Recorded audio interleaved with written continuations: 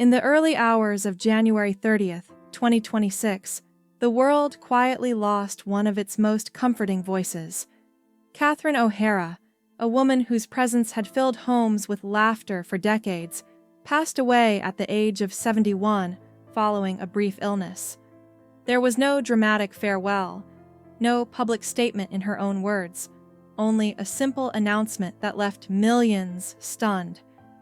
Just days earlier, she seemed as sharp and vibrant as ever, reminding everyone why her talent felt timeless. That sudden absence created a strange disbelief, as if laughter itself had been interrupted mid-sentence. O'Hara had a rare gift. She made people feel safe through humor. Her passing didn't feel like the loss of a celebrity, but the loss of someone familiar, someone who had always been there.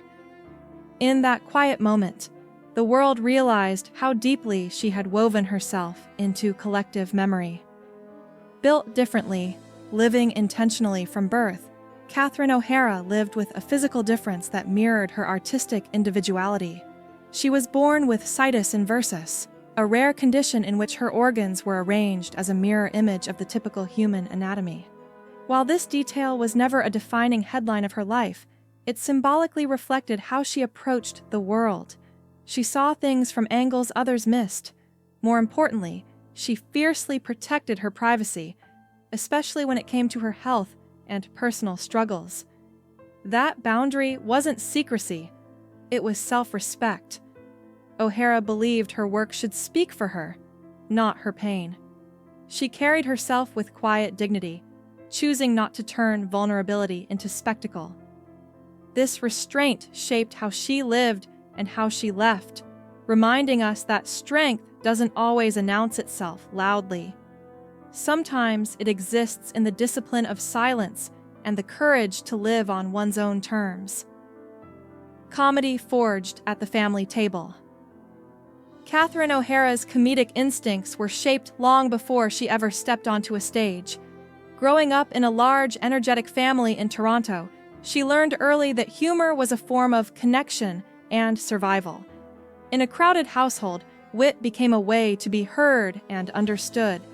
That foundation followed her into the demanding world of improvisational comedy, where confidence and quick thinking were essential.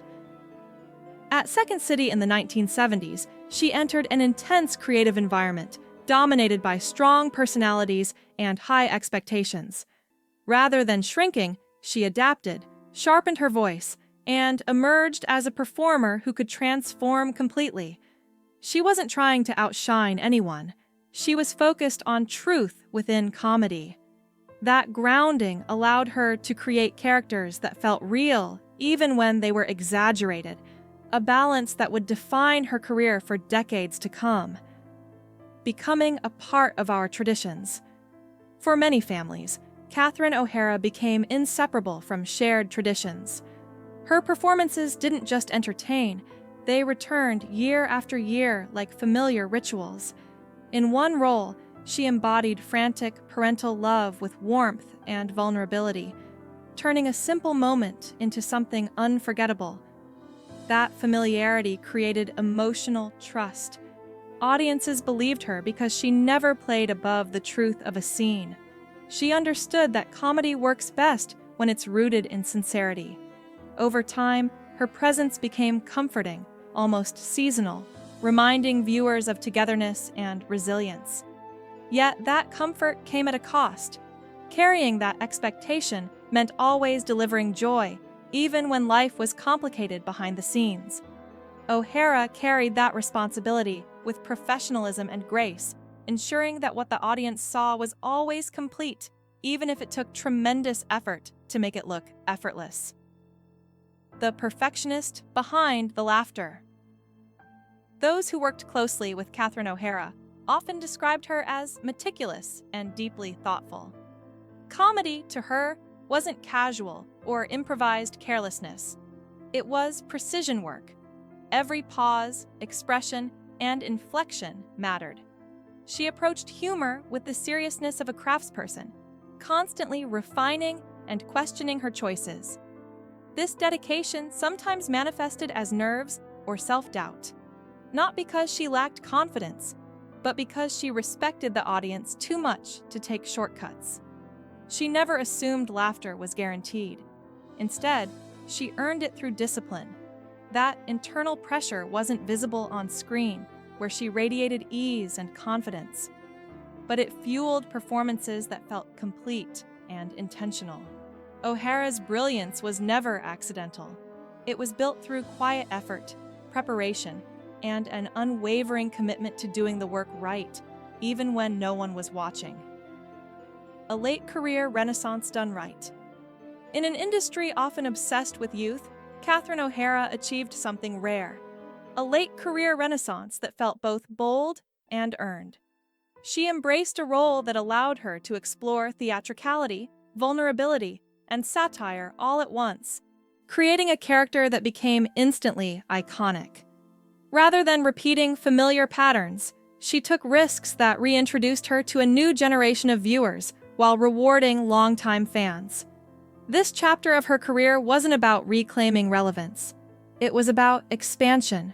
She showed that experience deepens artistry rather than diminishing it. Awards and recognition followed, but they felt secondary to the creative freedom she displayed. O'Hara proved that reinvention doesn't require abandoning who you are. It requires trusting your instincts and allowing growth to happen naturally, regardless of age or industry expectations. Loss, resilience, and quiet strength. Behind the laughter, Catherine O'Hara carried personal losses that shaped her resilience. She belonged to a close-knit creative generation and watched several dear friends leave too soon. These experiences taught her endurance and reinforced her belief in professionalism during pain. She rarely spoke publicly about grief, choosing instead to honor those losses privately while continuing to work. That choice wasn't avoidance. It was her way of coping. She understood that joy and sorrow often coexist, and she carried both without allowing either to define her entirely. This emotional balance became part of her strength. Rather than retreating from her craft, she leaned into it, offering consistency and generosity even during difficult times. Her resilience wasn't dramatic. It was steady, lived quietly, and reflected in the care she brought to every role and every collaboration. A final goodbye that reflected her values. When the announcement of Catherine O'Hara's passing reached the public, it was marked by the same restraint that had defined her life. Details were minimal, respectful, and focused on honoring rather than explaining. That choice reflected who she was. In the days that followed, tributes poured in not just from fans, but from colleagues and loved ones who spoke of her kindness and mentorship. One message in particular captured the collective heartbreak, expressing the simple truth that many felt. There was an assumption that more time remained. That sentiment echoed widely because O'Hara's presence felt enduring. Her departure reminded everyone how easily we mistake familiarity for permanence.